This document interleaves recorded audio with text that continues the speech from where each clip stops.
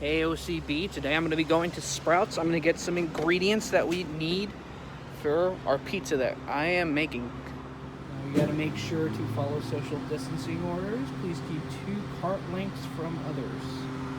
Entrance only. Go in. Now for my sauce, I'm going to be using a little bit of basil pesto with Alfredo. Tends to be a pretty good mix. So I'm going to get this. The only other thing I really need is just mozzarella for this. So the pizza that I'm making is a Mexican type pizza, so I'm going to be looking at the Tula Market just to see if there are any other ingredients that I might be able to find to make this a little more authentic for myself. 2 kinds of cheeses. I've got mozzarella, and I also do have a little bit of medium cheddar. I'm going to be mixing both of them in just a little bit. But never put mozzarella in the freezer because it will lose its integrity, and alongside that, you'll just get all nice and puffy. Also, it loses its integrity, which is really bad for the cheese. It gets all powdery, so there's a nice little science fact for you. Now for this next part, I'm going to make sure to cook the carne asada to some degree, so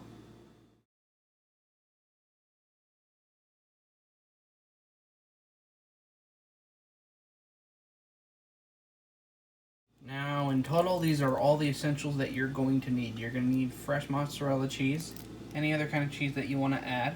Get a little creative with that. Chopped garlic, organic, basil, vegan. It's the only basil pesto that I could find. Garlic Alfredo, or any other kind of white sauce for that matter. And I'm going to use some Montreal steak seasoning, which I'm going to use for the carne asada, and some oregano. And, of course, some dough.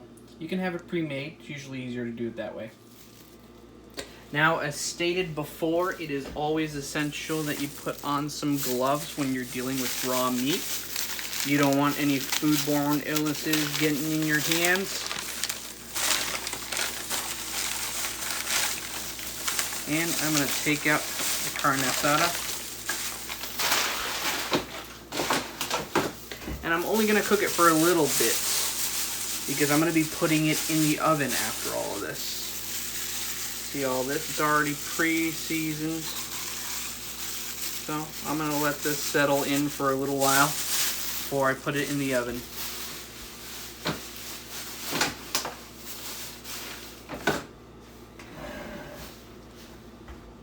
And I'm going to move this up to 6. And I'm going to use my first ingredient, even though it's already pre-seasoned.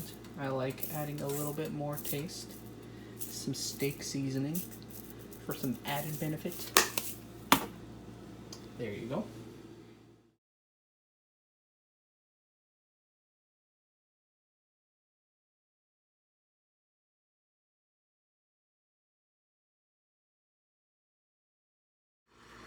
Now for this next part, I like making sure to add some Alfredo sauce. I like to get at least 3 big ladle size fillings of the pesto sauce. I'm just going to put this away. And I'm going to get a nice little spoon for this because pesto is very strong. Ooh, that's a good smell. Just 1 spoonful. Putting this away. I'm just going to mix it all together. It is up to you what kind of white sauce you want, but I prefer a little bit of Alfredo and pesto to put it together. It's going to turn a little whitish green. If you are allergic to any of these things, feel free to substitute however you guys are needing to. So, there you go. And now for the next step. And before we reach the next step, we're going to turn this around again. Do it carefully. Sorry for the microwave handle right here, but that is the closest I can give you for a view. Now I'm just gonna douse a bunch of this sauce all over. You gotta make sure to get all that real estate in there.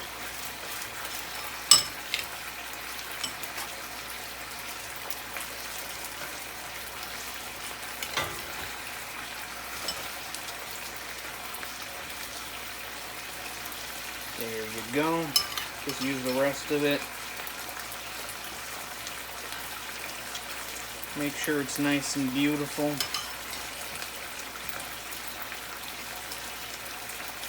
And there you are. Now when you do this, you gotta make sure that you leave some room for the crust on the side right over there. Otherwise, it's just gonna burn itself. Now, before we put the cheese on top, I like to put some garlic right between all this. And now we're gonna flip the carne asada once more. Starting to get all brown. Pretty soon we're going to be cutting those into little pieces and putting it in there after we put the cheese. I'm just going to turn that off and let that settle in for the last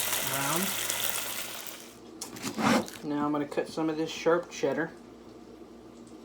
I'm only going to add a little bit because we're going to have the mozzarella definitely take care of the flavor on this. Now I'm just going to tear it into little pieces and sprinkle some in there. Make sure to spread it as evenly out as possible. You don't want this medium cheddar to overwhelm the flavor.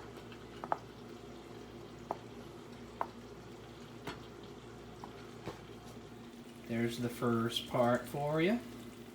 Now this next part, as I reminded you, I went to Sprouts. Sorry, Danielle, I didn't go to Trader Joe's. I didn't have the time. And I'm going to distribute this cheese as evenly as possible. You can put as little or as much as you guys want, but I'm going to do a lot. Ooh, this is beautiful. Now for this next part, you're going to need a knife. I'm just going to be using a nice little simple Cutco knife. If you can't cut it yourself, make sure to ask your parent for a little help on this. And I made sure that I waited for this carne asada to at least cool down for at least, 3 or 4 minutes, depending on how hot you cut it. And I'm just going to start cutting. Considering, like I mentioned, that these are Cutco knives, they're really easy to cut. Ooh, beautiful. There we are.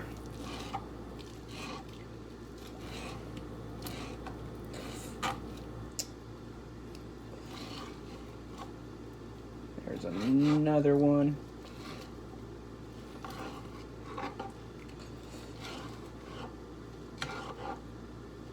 And I'm just going to cut them in halves because I want to distribute them as evenly as possible around the pizza.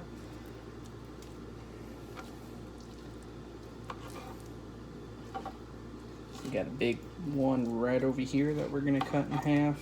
Another big one. And we are good. Now on to the next step.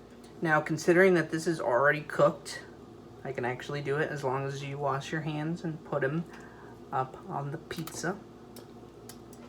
You got to keep in mind that these are going to be cut into 6 slices. So here we go. Distributing them evenly. Looks like a really good pizza. Now some of the sauces and seasonings. Now some of the other seasonings I'm going to make sure to add right after I cook this up. Now for this next part, make sure to get some help from your family members. That way you don't burn yourself. But there you go. Make sure to put it to 400 degrees and let it cycle for a little bit. There we are. Now I'm just going to wait 15 minutes for this to settle, and then I'm going to take it out of the oven. Now this might not be the best quality, but this is the pizza being cooked right now. And as you can see, the dough is going to be rising pretty soon. Slightly on the edges right over there.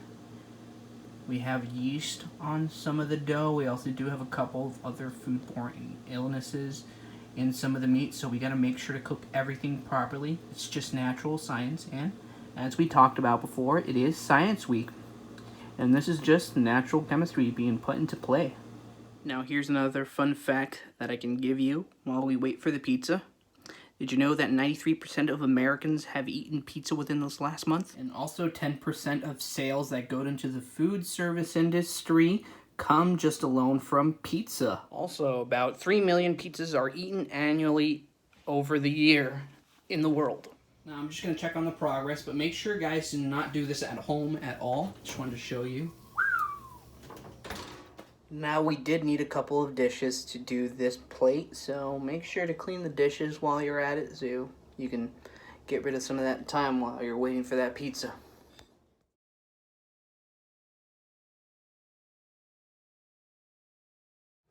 Alright, and now for the moment of truth. Here's our pizza. Now I'm going to make sure to get some nice little oven mitts. Make sure if you can't do this yourself and you get a little hot, to have your parent help you out. So I just got the pizza out, and what I'm going to do is I'm going to put some oregano. You could put any kind of seasonings and spices that you want. I prefer to do that.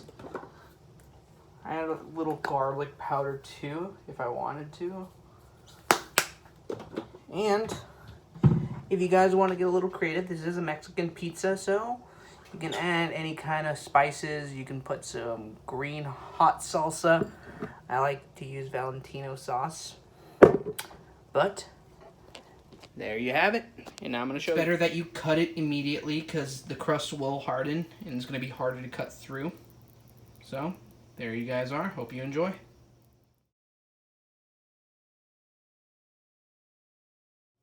And a couple of other quick tips before we end this video. You can add a little bit of beans if you wanted under the cheese.